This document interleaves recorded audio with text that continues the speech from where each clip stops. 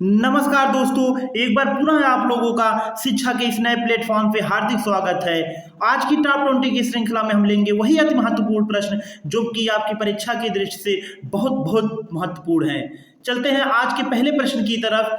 पहला प्रश्न आपकी स्क्रीन पर है। सिंधु सभ्यता में निर्यात किया जाता था ए सूती वस्त्र, बी सोना, सी मिट्टी के बर्तन, डी काली मिर्च। चार ऑप्शन है। आप चारों ऑप्शन में से जो आपको सबसे एप्रोप्रिएट आंसर लग रहा हो वो आप बताएंगे। देखिए, सिंधु सभ्यता पे थोड़ा सा अगर हम लोग चर्चा कर लें तो सिंधु सभ्यता में जैसे हाथी के दांत हो गए। कौन से किस चीज के दांत हो गए? हाथी दांत। ठीक है, इसका निर्यात हुआ करता था। महंगी चीजों का, मनकों का निर्यात हुआ करता था। तो ऐसी चीजों का निर्यात होता था। तो हम लोग इसमें सबसे एप्रोप्रिएट आंसर जो होगा वो बी हो जाएगा, सोना। ठीक है, आप कमेंट सेक्शन में भी अपना कमेंट कर सकते हैं, आपको जैसा उचित हो। ठीक है, चलते हैं आज के दूसरे प्रश्न की तरफ। दूसरा प्रश्न आपकी तरफ आ चुका है। देखिए, दूसरा प्रश्न है, पहाड़ों पर चढ़ते समय वायु दबाव क्या होता है? घटता है, बढ़ता है, अपरिवर्तित रहता है, इनमें से कोई नहीं। चार ऑप्शन है। ऑप्शन ए है बढ़ता है, ऑप्शन बी घटता है, ऑप्शन सी अपरिवर्तित रहता है, ऑप्शन डी इनमें से कोई नहीं। आपको चारों ऑप्शन में से जो सबसे सही आंसर लग रहा है वो आप बताएंगे। तो पहाड़ों पर चढ़ते समय वायु दबाव जो है वो क्या होता है दोस्तों? वो हमारा क्या होता है? घटता है। तो सही उत्तर क्या हो जाएगा? बी हो जाएगा। बी इसका एप्रोप्रिएट आंसर हो जाएगा कि पहाड़ों पर चढ़ते समय वायु दबाव क्या होता है? हमारा घटता है। चलते हैं आज के तीसरे प्रश्न की तरफ। तीसरा प्रश्न आपके सामने आ गया कि किसने अमेरिका में गुलामी के अंत का निर्माण किया।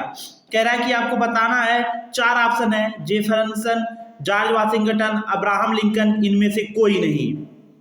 आपको बताना इनमें से कौन सा वो व्यक्ति था जिसने अमेरिका में गुलामी के अंत का निर्माण किया था। तो इसका सही उत्तर हो जाएगा आपका, बिना देरी किए हम लोग जानते हैं कि जेफरसन जो है वो इसके क्या हो जाएंगे? सही उत्तर हो जाएगा आपका जेफरसन, ऑप्शन ए। ठीक है, चलते हैं हम आज के अपने नेक्स्ट प्रश्न की तरफ। आज का आपका चौथा प्रश्न आ चुका है आपके सामने। चौथा प्रश्न ये स्क्रीन पे आपकी, कोझिकोड बंदरगाह कहाँ स्थित है? कोझिकोड बंदरगाह उड़ीसा, आंध्र प्रदेश, तमिलनाडु, केरल। चार ऑप्शन, चारों ऑप्शन अपने में महत्वपूर्ण है। आपको इसमें से एक उत्तर बताना है। देखिए, उड़ीसा, आंध्र प्रदेश, तमिलनाडु, केरल। तो सही उत्तर हो जाएगा आपका इसका, बिना समय गवाए हुए, केरल। तो ऑप्शन नंबर डी जो है इसका सही आंसर हो जाएगा। चलिए बढ़ते हैं आज के पांचवें प्रश्न की तरफ। पांचों प्रश्न आपकी स्क्रीन पे। विश्व में सबसे ज्यादा जूट कहाँ पैदा होता है? आपको बताना है कि जूट की जो पैदावार है सबसे ज्यादा किस देश में होती है। तो ऑप्शन ए है Bharat, option B Bangladesh, option चीन, ऑप्शन डी वर्मा। पांचवें का आंसर आपके पास चार ऑप्शन है, चारों में से आप सही उत्तर की प्राप्ति करेंगे।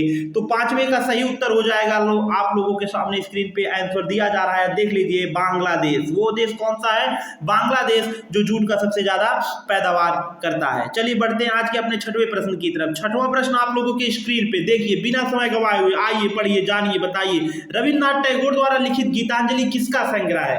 रविन्द्रनाथ टैगोर द्वारा लिखित गीतांजलि जो है वो किसका संग्रह है? कविताओं का, लघु कथाओं का, उपन्यास का, नाटकों का। छठे का सही उत्तर आपको बताना है। जल्दी से बताइए, समय बिना गवाए हुए। हमारा मकसद ये है कि 10 मिनट में आपके 20 क्वेश्चन हो जाए, जो कि परीक्षा के लिए बहुत ही महत्वपूर्ण हो, आपका समय ना लिया जाए। चलिए, छठे का सही उत्तर हो जाए कविताओं का। तो गीतांजलि जो है आपको बताना था कि किसका संग्रह है। तो ये किसका संग्रह है? कविताओं का है। आप अब आज के बाद याद रखिएगा, कभी भूलिएगा मत। चलते हैं आज के अपने सातवें प्रश्न की तरफ। सातवां प्रश्न आ चुका है।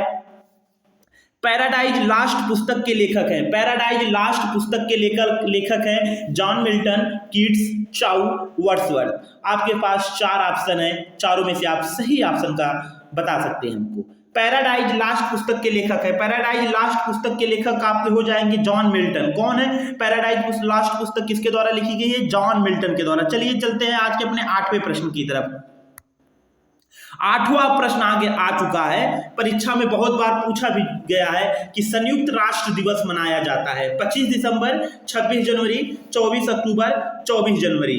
आठवें का आपको सही उत्तर बताना है, जिसे हम लोग बड़े अच्छे से जानते हैं कि संयुक्त राष्ट्र दिवस मतलब यूएनओ, इसका फुल फॉर्म होता है यूनाइटेड नेशन ऑर्गेनाइजेशन। ठीक है, संयुक्त राष्ट्र दिवस का फुल अगर हम बात करते हैं, यूएनए से शॉर्टकट में कहा जाता है और इसका फुल फॉर्म होता है यूनाइटेड नेशन ऑर्गेनाइजेशन। अब आपको इसका सही उत्तर भी बताते हैं, तो इसका सही उत्तर हो जाएगा 24 अक्टूबर। और अगर सन की भी बात करें तो 24 अक्टूबर 1948। ठीक है, यूएनए की स्थापना दिवस हुई थी 24 अक्टूबर 1948। चलिए बढ़ते हैं आज के नौवें प्रश्न की तरफ। नौवां प्रश्न, कैबिनेट का नेता होता है।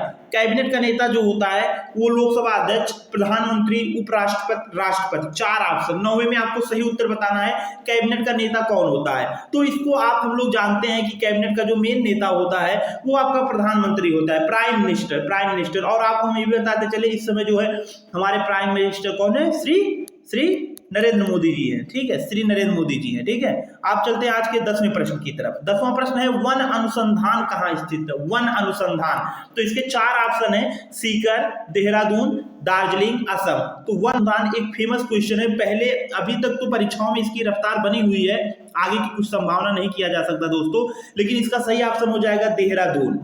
देहरादून जो है वन अनुसंधान कहाँ पे है? देहरादून में। चलिए बढ़ते हैं आज के 11वें प्रश्न की तरफ। 11वें प्रश्न पे आने से पहले आप लोग प्रश्न पढ़ लीजिए पहले। बीडी गोयनका पुरस्कार किससे संबंधित है? विज्ञान से, साहित्य से, पर्यावरण से, पत्रकारिता से। 4 ऑप्शन, चारों आपके सामने है।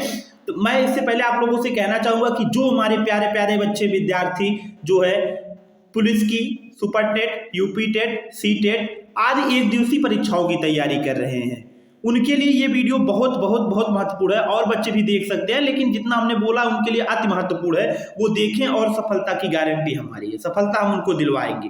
तो आपको बताना है कि 11वें में से चारों ऑप्शन में से सही ऑप्शन कौन सा हो जाएगा? तो इसका ऑप्शन हो जाएगा डी, पत्रकारिता। तो बीडी गोयनका पुरस्कार किससे संबंधित है दोस्तों? पत्रकारिता से संबंधित है। चलिए बढ़ते हैं आज के प्रश्न में 12वें प्रश्न की तरफ। 12वां प्रश्न आ चुका है कि किस राज्य में गया जो एक धार्मिक स्थल है स्थित है? 4 ऑप्शन है। Option A Bihar, option B Madhya Pradesh, option C Uttar Pradesh, option D Rajasthan. 4 option में से आपको बताना है कि जो गया एक धार्मिक स्थल है वो किस स्टेट में है, किस राज्य में है। तो बड़े अच्छे से जानते हैं, इस पे समय नहीं दिया जाएगा बच्चों। बिहार में। जो बच्चा इसका उत्तर नहीं कर पाया उसकी पढ़ाई बहुत ही कमजोर है भाई, वो और ध्यान दे और पढ़े, मेहनत करे अच्छे से। ठीक है, गहन अध्ययन करें। चलिए आज के हम बढ़ते हैं 13वें प्रश्न की तरफ। 13वां प्रश्न आपके सामने, कौन सा विज्ञान फॉसिल प्लांट से संबंधित है? कौन सा विज्ञान फॉसिल प्लांट से संबंधित है? भूगर्भ विज्ञान, कीट विज्ञान, वनस्पति विज्ञान और पैलियो बॉटनी विज्ञान। तो 4 ऑप्शन आपके सामने हैं, तो इसका सही उत्तर बताइए आप, जल्दी से जल्द बताइए। 30 ही सेकंड दिया जाएगा समय, क्योंकि हमको 20 क्वेश्चन लेना है, 10 मिनट के अंदर लेना है, तो समय आप लोगों को बच्चों कम ही दिया जाएगा। आप लोग इसलिए मेहनत ज्यादा करिए। देखिए इसका सही उत्तर हो जाएगा आपका, हम बता दें आपको कि इसका 4th नंबर का जो सही उत्तर हो जाएगा पैलियो बॉटनी विज्ञान। ठीक है, तो आपका इससे संबंधित पैलियो बॉटनी विज्ञान। चलते हैं आज के 14वें प्रश्न की तरफ। आ गया यही प्रश्न, सर्वप्रथम किसने चांदी के सिक्के चलाए?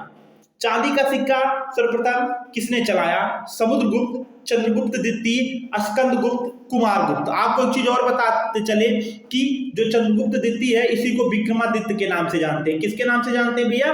विक्रमादित्य के नाम से। किसके नाम से जानते हैं? विक्रमादित्य के नाम से जानते हैं। ठीक है, तो इसका सही उत्तर भी हो जाएगा हमारा ऑप्शन नंबर बी। तो सर्वप्रथम चांदी के सिक्के, आप देखिए याद करने का एक तरीका आपको बताते चले थोड़ा देर के लिए कि चांदी तो चा से चंद्रगुप्त, आप ऐसे भी याद कर सकते। चलिए ठीक है, बढ़ते आज के 15वें प्रश्न की तरफ। आइए देखिए, किसे गार्डन सिटी कहते हैं? किसे गार्डन सिटी कहते हैं? Chicago, New York, Jaipur, Moscow. हम इसमें एक और ऑप्शन देंगे भाई, क्योंकि हम भारत के हैं, हिंदुस्तान के हैं, तो हमको एक ऑप्शन नंबर ही अपनी तरफ से कर रहे हैं कि इसका ऑप्शन नंबर हम ले लेते हैं बेंगलुरु। चलिए बताइए, अब आप लोग बताइए, सही उत्तर बताइए हमको, किसे गार्डन सिटी कहते हैं? सी ए शिकागो, बी न्यूयॉर्क, सी जयपुर, डी मॉस्को, ई बेंगलुरु। तो हाँ, वही वो बच्चा सही है जिसने ई ऑप्शन चुना है भाई, भारत वाले हैं तो ई बेंगलुरु। गार्डन सिटी के नाम से कौन सा फेमस है? बेंगलुरु। ठीक है, अब चलते हैं आज के 16वें प्रश्न की तरफ।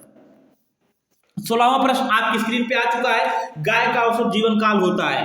गाय का औसत जीवन काल होता है 10 वर्ष, 30 वर्ष, 40 वर्ष, 20 वर्ष। चलिए बताइए आप लोग, तब तक हम आपको एक जानकारी और देते हैं। सबसे ज्यादा जीवन काल किसका होता है? कछुआ का माना जाता है। ठीक है, सबसे ज्यादा जीवन काल किसका होता है? कछुआ का। लगभग कितने 300 वर्ष तक ये जीवित रहता है। दोस्तों सुनिए मेरी बात, अगर लिखाई आपको नहीं समझ में आ रही तो बात सुन सकते हैं। ठीक है, सबसे ज्यादा जीवन काल कछुए का होता है। और अगर हम बात करते हैं ऑप्शन इसका गाय का औसत जीवन काल होता है, तो जो बच्चों ने कह रहे हैं कि सर जी ऑप्शन ये सही है, तो वो बिल्कुल सही है, वही सही है, 10 वर्ष।